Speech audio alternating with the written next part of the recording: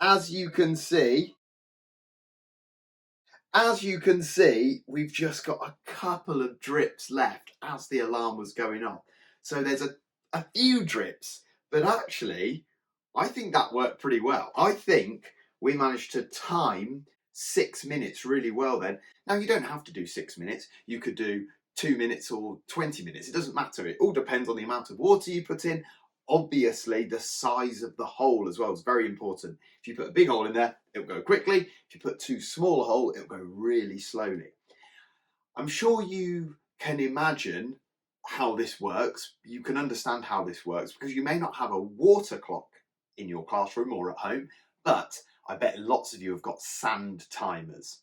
So you might have a 2-minute timer for getting your home time things or whatever it is. So I'm sure you would know what a sand timer is and how it works. This is very, very similar idea, but instead of using sand, we're using water. So have fun with that experiment. I really enjoyed that one, to be honest. Very, very simple equipment, but pretty interesting. And you can put your mind, you can be in the position of a scientist 3,500 years ago. That's pretty cool. Have good fun with it, and I will see you for some more experiments another time. Atomic!